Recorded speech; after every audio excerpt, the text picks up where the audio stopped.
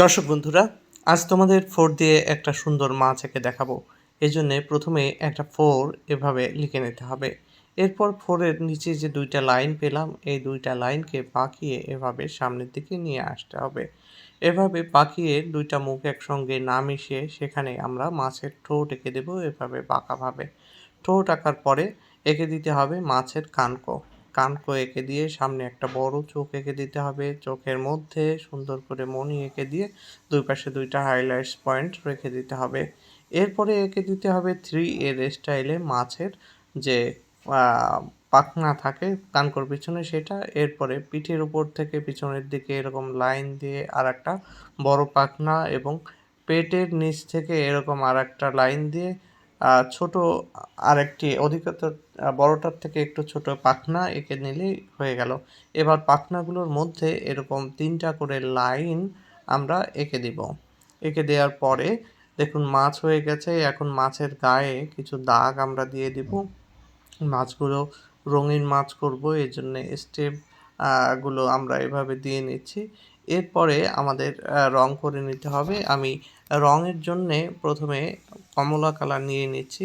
এই কমলা কালার দিয়ে মাছের মাথাটাকে খুব সুন্দর করে আমি কালার করে দিচ্ছি। এর পরবর্তীতে আমার মাছের যে অন্যান্য অংশ তার মধ্যে ঠোঁটটাকে লাল রং দিয়ে দিলাম এবং কমলা কালারের পেছনে বিশেষ করে কানকোর পেছনে যে জায়গাটি রয়েছে সেখানে আমি ব্লু রং দিয়ে দিচ্ছি, গাঢ় নীল রং। এই রংটি এই অংশটাতে বেশ ভালো করে ভরাট করে দিয়ে দিলাম। তোমরা চাইলে অন্য রঙেরও করতে পারো। এর পরবর্তীতে যে অংশটি রয়েছে সেখানে আমি সবুজ রং দিয়ে দিচ্ছি। আর এখানে মাছের যে পাখনাটি রয়েছে কানকোর পেছনে সেটি আমি ভরাট করছি না। এরপরে দিয়ে দিচ্ছি লাল রং, সবুজের পরে লাল রংটা দিয়ে দিলাম। লাল রঙের পরে দিয়ে দিব অন্য আরেকটি রং। এই রংটি আমি দিতে চাচ্ছি গাঢ় সবুজ রং। গাঢ় সবুজ রংটা এখানে দিয়ে দেওয়ার পরে তারপরে কিন্তু লেজ এবং আরেকটি অংশ পেছনে বাকি থেকে যায়। এই জায়গায় আমি আবার পুনরায় ব্লু রং দিয়ে দিচ্ছি।